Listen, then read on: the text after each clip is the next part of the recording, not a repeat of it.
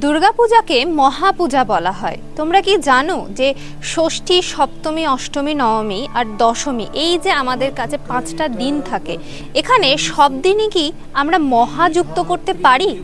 না, সব দিন মহাযুক্ত করতে পারি না। কারণ মহাষষ্ঠী বা মহাসপ্তমী কথাটা একদমই হয় না, কথাটা হয় মহা অষ্টমী এবং মহানবমী।